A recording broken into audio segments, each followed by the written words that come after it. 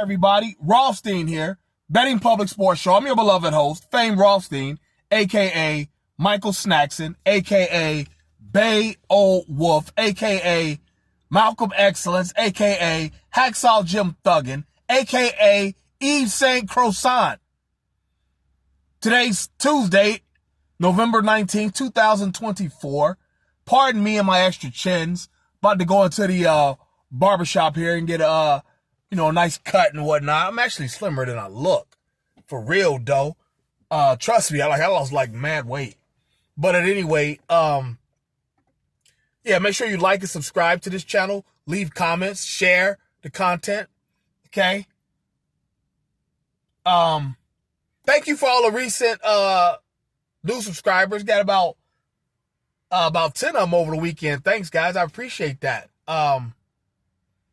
Definitely appreciate that. Make sure you tell a friend to tell a friend. Because like I said, probably starting in the next 30 days or, shortly after the beginning of the year, we're going to get back into our other stuff, such as I Didn't Deserve That. Those famous characters who were killed in movies and TV shows. Like, you can scroll down through my videos. You'll see some of them. Just famous characters and dramatizations that I'm doing. No copyright intended. But yeah, got a question for all you hoop fans out there and you hoopers, you NBA players. I got a question for you. Are you ready for the next NBA lockout? Because it's coming. It's so obvious. It's visceral. It's coming. Okay? I don't have any hidden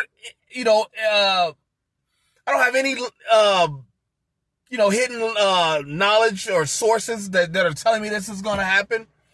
It's just going to happen. You can tell. You know why? Because these monkey ass, punk ass players, that's why I said monkey ass. I'm old school like that.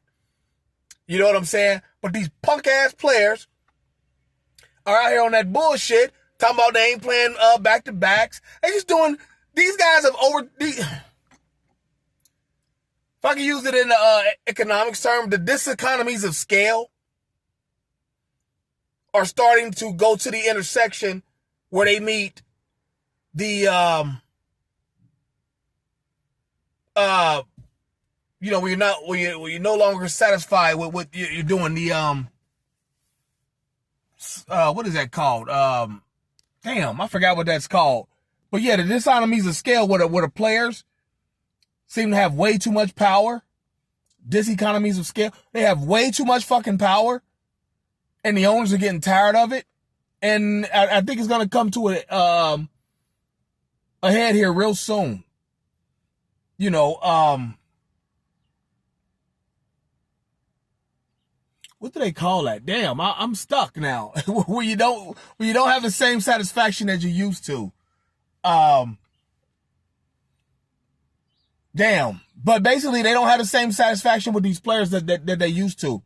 They're telling them when they're going to play, I ain't playing on back-to-backs and shit like that. The second half of a back-to-back. All that old punk-ass shit. Now, granted, it's an 82-game season. Nobody expects you to play all 82 games.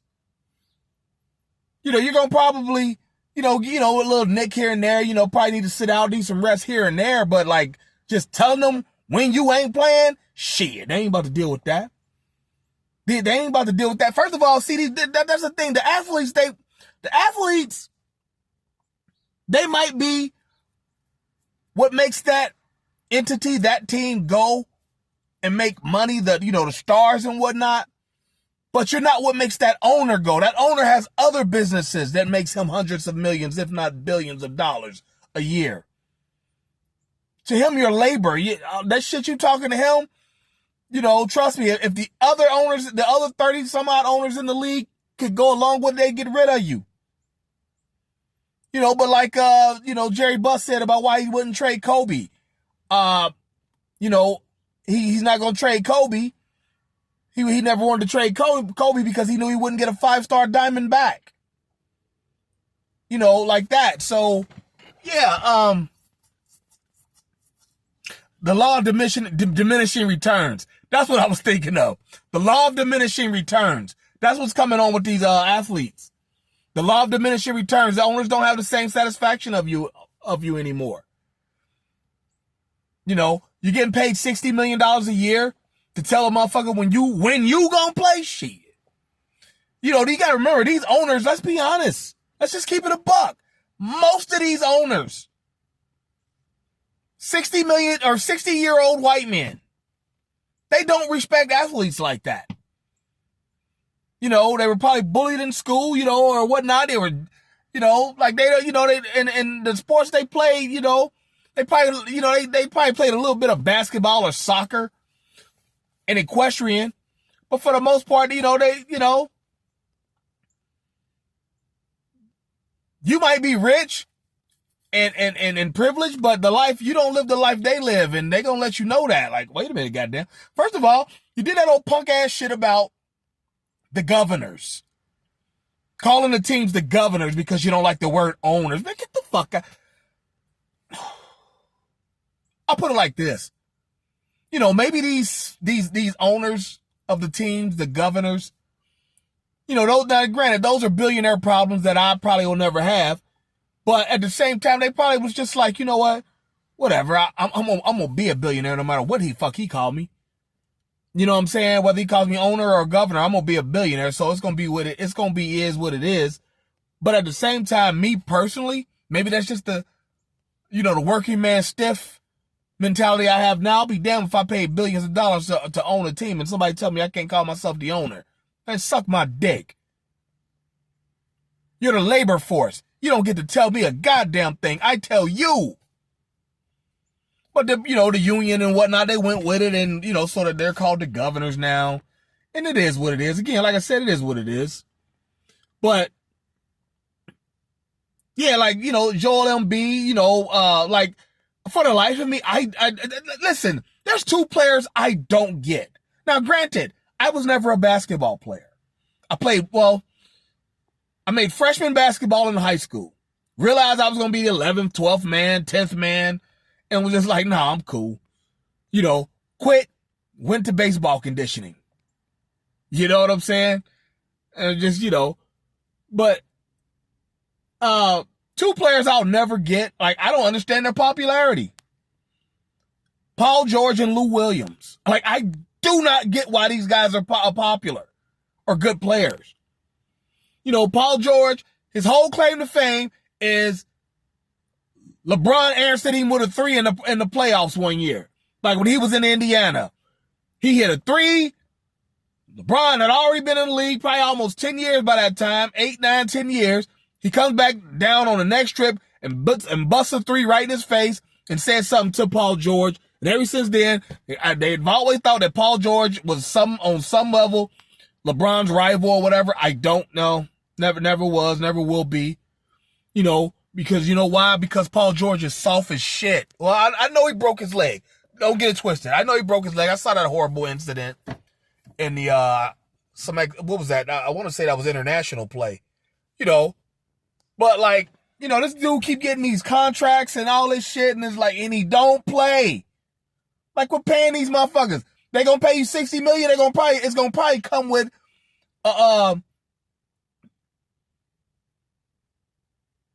minutes played or games played clause. Like, granted, Ben Simmons, one of my favorite players. I love Ben Simmons. He can't even shoot. He ain't got no offense, but dude, 6'10", guard any wing.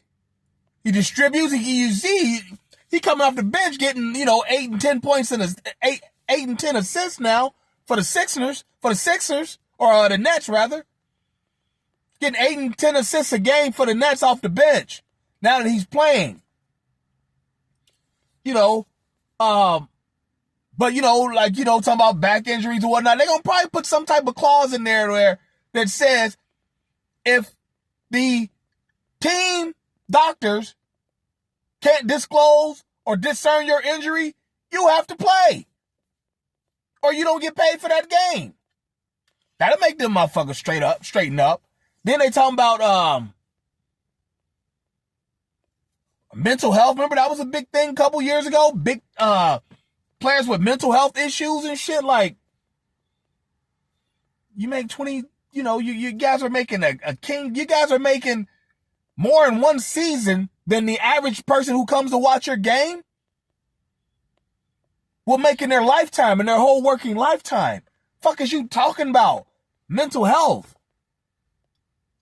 Now granted, again, us working stiffs, the working people, we can't really, we like to think we can relate to an athlete's life and blah, blah, blah. And we need to stop doing that because we can't.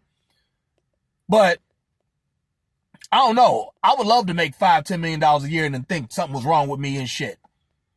You know what I'm saying? Talking about, I can't cope. Oh, I can't cope. I'm 6'10" and the bitches ain't fucking with me.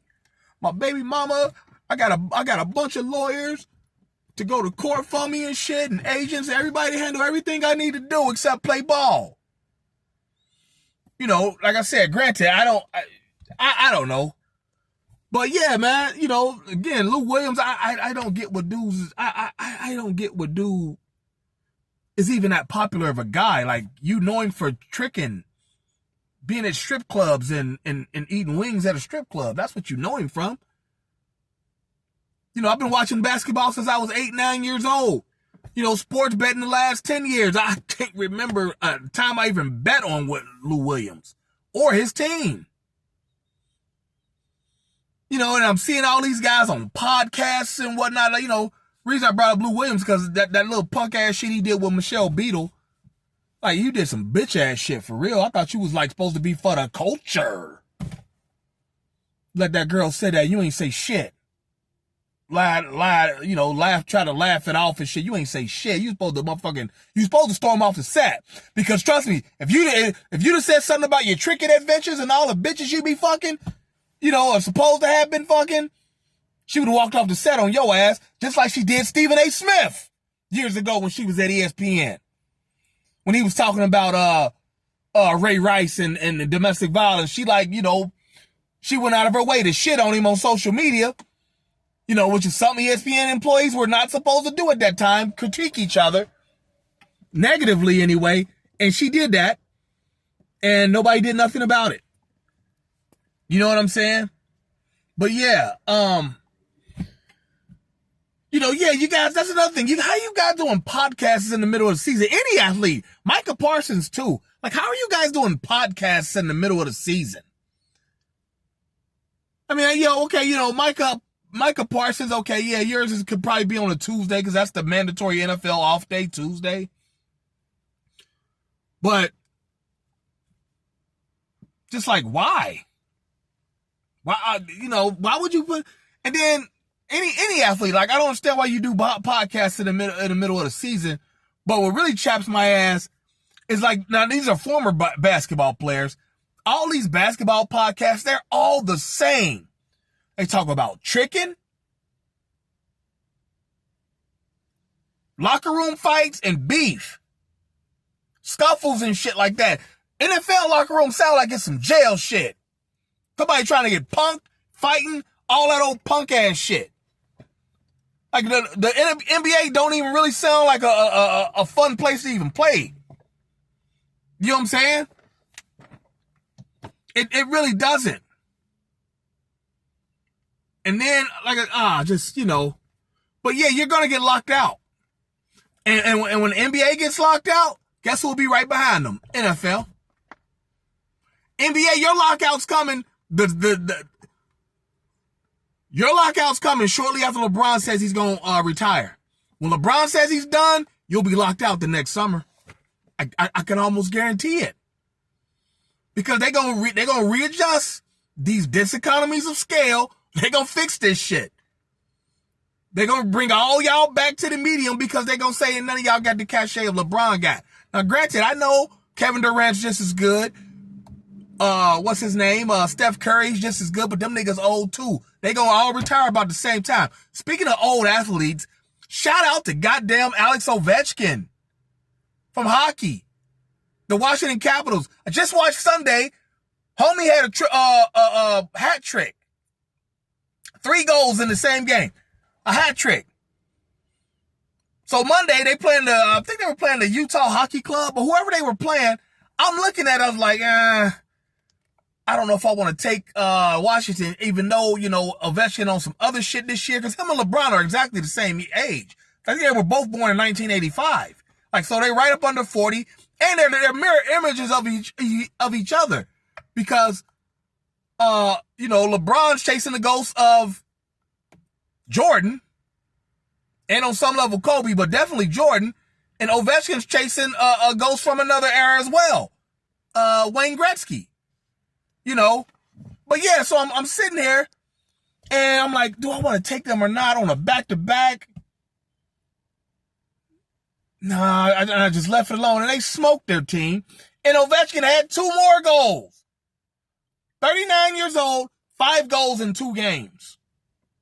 Come on, man. We need to start talking. Fuck Jordan and LeBron. We need to start talking about Ovechkin and Gretzky. Who's the great one for real? On some other shit, but that's another show for another topic. That's another topic for another show. But, yeah, you guys are out here. You NBA players are out here, telling the owners and refs and coaches when you gonna play and shit like that. Like, that ain't about to fly too much longer. You watch. LeBron retires, your guys are about to get your shit rocked. And then the best players in the league anyway are all the Euros. Like, the 5 best players in the league are all Euros. What's his name? Shai Gilgeous, Alexander, guy from Canada, plays for Oklahoma City. You got him, Luka, big boy out of Denver. I can't think of his name right. Joker. Luka, him, Embiid, and there's another one that might be 5th. I can't think of his name right now, but hell, why I can't think of him, I can definitely think of Wemby's name, Victor Wembanyama. He about to be a top 3 player in the next year or 2. These guys, these Euro guys, different set of values. It ain't about tricking and balling. They're not Harlem Globetrotters. They're not here for tricking and balling. They just here to ball. You see Jokic didn't even want to do the damn team celebration after they won the title. I got to get back home. You know what I'm saying? Like, they ain't thinking about that shit. They just playing. Y'all on some other shit. I'm so glad that Golden State traded that Jordan Poole guy. Paying $500,000 to take that girl on a date. That rapper, Ice Spice, or whichever one he went out with. It was like, 1, how did that even get out to be known? And 2, if I'm an owner, again, a 60-year-old white man, how does this look to him, the guy who's cutting your check? You're paying, that's what you're spending my money on? Tricking on bitches. Lou Williams, 2 girlfriends and it's well known, and he wonders why the Toronto traded him. That American culture shit, that urban culture shit, they ain't, Canadians ain't on that shit. Like, man, what is you talking about? But yeah, this video done went way too damn long. I should have broke it up and did it into 2. I'll probably do another one. But for right now, I'm gonna hop off of here. Like and subscribe to the video. I'll have some action for you in 2 days on Thursday. All right. And in the meantime, let's just relax and take a chill pill for a couple days, and I'll have some action for you on Thursday. But in the meantime, like, subscribe, share the content, leave comments. Some of y'all left some comments on the last video. I love that. One dude come in and talking shit, and that's cool. You want to be like that? That's fine. But I digress. But yeah, it's like I said on a previous episode or video on here. Like, these athlete podcasts are terrible. You know what I'm saying? But I digress. Let me hop off here.